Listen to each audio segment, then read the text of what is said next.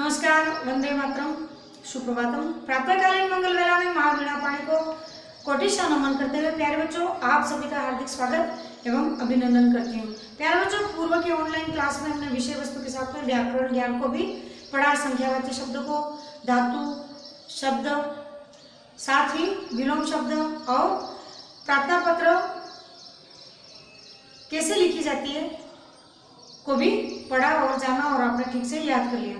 आइए प्यारे बच्चों, आज की व्याकरण ज्ञान की क्लास के अंतर्गत पढ़ते हैं निबंध लेखन को। किसी विषय वस्तु पर विस्तृत से लिखना निबंध कहलाता है। आज का विषय अपना है निबंध लेखन में स्वतंत्रता दिवस। तो आइए प्यारे बच्चों, देर किस बात की, स्वतंत्रता दिवस के ऊपर लिखते हैं निबंध को। निबंध आपके समक्ष लिखा हुआ है, इसका वाचन करना है और हिंदी अनुवाद में मैं आपको बताती जाऊंगी। आप इसको समझते जाएंगे और याद भी करते जाएंगे। इसको आप और भी अपनी भाषा में विस्तार से लिख सकते हैं। प्यारे बच्चों, स्वतंत्रता दिवस यानी आजादी का दिन, उस दिन क्या होता है, कैसे प्राप्त की, उसके बारे में जानकारी करते हैं निबंध लेखन के माध्यम से। आइए वाचन करते हैं। भारत देशः पुरा स्वर्णविहगः कथ्यते स्म। प्राचीन समय में भारत को सोने की चिड़िया कहा जाता था। स्वतंत्रता पूर्वम आंग्ल शासकाः अत्र शासनम अकुर्वन्। स्वतंत्रता के पूर्व भारत देश गुलाम था अंग्रेजों के।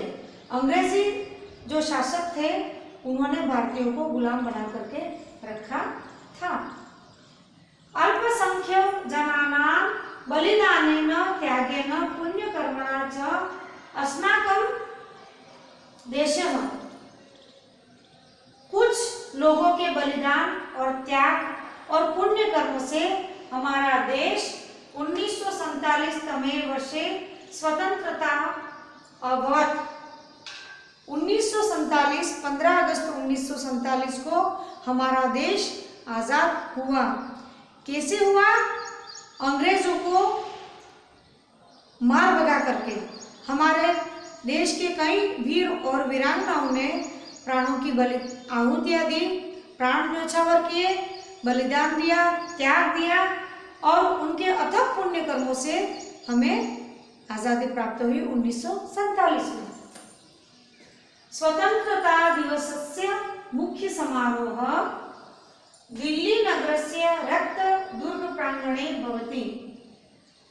संपूर्ण देश में स्वतंत्रता दिवस हर्ष और उल्लास के साथ में धूमधाम के साथ मनाया जाता है। सरकारी भवन, निजी भवन, बहुत सारे प्रत्येक लोग अपने घरों में भी तिरंगा झंडा लहरा करके स्वतंत्रता दिवस को हर्ष और उल्लास के साथ में जो शहीद हुए वीर वीरांगनाओं की, उनके प्राणों की बलिदान की आहुतियों को याद करते हुए उनको हार्दिक श्रद्धांजलि पुष्पांजलि अर्पित करते हुए स्वतंत्रता दिवस संपूर्ण भारत में हर्ष और उल्लास के साथ में धूमधाम के साथ मनाया जाता है। पर मुख्यतः दिल्ली नगर के लाल किले के प्रांगण में समारोह बहुत बड़ा विशाल आयोजन किया जाता है। अस्माकं देशस्य ध्वजः त्रिवर्ण इति। प्यारे बच्चों, आपको पता है आपका त्रिवर्ण ध्वज का पाठ भी आएगा, पर यहाँ संक्षिप्त में मैंने इनको लिखा गया है कारण कि तिरंगे के बिना कोई स्वतंत्रता दिवस अधूरा है। हमारा तिरंगा आलीशान लहराता है संपूर्ण भारत वर्ष में। तो हमारा देश का तिरंगा कितने वर्ण में है? 3 वर्णों में, 3 रंगों का विजयी विश्व तिरंगा हमारे देश का ध्वज है। केशर वर्ण, ये 3 रंग कौन कौन से प्यारे बच्चों? केशर वर्ण, श्वेतः, हरितः च एते त्रय वर्णाः। 3 रंग प्यारे बच्चों कौन कौन से हैं? सर्वप्रथम केसरिया, बीच में सफेद और तीसरा हरा रंग। ये तिरंगे में 3 रंग विद्यमान है।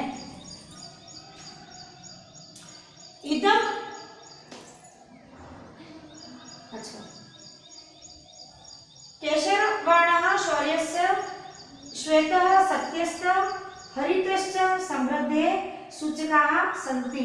प्यारे बच्चों, जो तीन तिरंगे में तीन रंग है, केसर वो सबसे ऊपर केसरिया वीरता, साहस, शौर्य और त्याग का प्रतीक है, बलिदान का।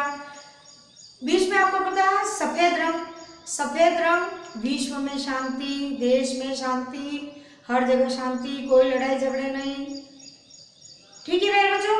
और तीसरा रंग है, सबसे नीचे तीसरा रंग है हरा रंग, वह धरती माता का सुख समृद्धि खुशहाली का, हरे भरे खेत लहलहाने का प्रतीक है।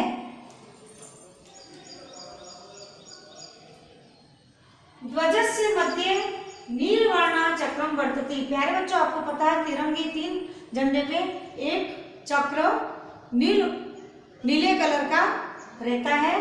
इदम अशोक चक्रम कथ्यते, इसको क्या कहते हैं? अशोक चक्र कहते हैं। अस्मिन् चक्रे चतुर्विंशति अराहा सन्ति। इस अशोक चक्र में कितनी रेखाएं रहती है? 24। नीले रंग का वो निरंतर हमें प्रगति का सूचक है, हमें निरंतर उन्नति करते रहना चाहिए, इसका सूचक है। इसको अशोक चक्र भी कहते हैं। अस्माकं देशस्य प्रधानमंत्री महाभागाः ध्वजारोहणं कुर्वन्ति। दिल्ली नगर के लाल किले के प्रांगण में प्रधानमंत्री महोदय ध्वजारोहण करते हैं। ध्वजारोहणस्य पश्चात सर्वे राष्ट्रगीतम गायन्ति। प्यारे बच्चों, आपको पता है विद्यालय में प्रधानाचार्य महोदय जी ध्वजारोहण करते हैं और दिल्ली में जो राजधानी है वहाँ के लाल किले के प्राचीर से प्रांगण में हमारे जो महामहिम ये प्रधानमंत्री महोदय जी है वो तिरंगा फहराते हैं। तत्पश्चात राष्ट्र गीत को गाया जाता है। संपूर्ण देशे विद्यालयेषु छात्राः अपि सांस्कृतिक कार्यक्रमान् आयोजयन्ति। संपूर्ण भारत देश में इस समारोह मनाते हैं, उस वक्त ध्वजारोहण किया जाता है, राष्ट्रगीत को गाया जाता है। तत्पश्चात सांस्कृतिक कार्यक्रम को भी किया जाता है। रंग बिरंगे कार्यक्रम देश में देशभक्ति से ओतप्रोत किए जाते हैं। विद्यालयेषु प्रधानाचार्याध्यापकाः ध्वजारोहणं कुर्वन्ति। विद्यालय में प्रधानाचार्य महोदय जी, प्रधानाध्यापक महोदय जी ध्वजारोहण करते हैं।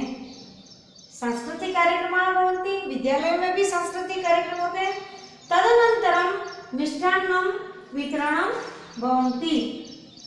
ध्वजारोहण होता है, राष्ट्रगीत को गाया जाता है, तत्पश्चात रंग बिरंगे सांस्कृतिक कार्यक्रमों का आयोजन किया जाता है।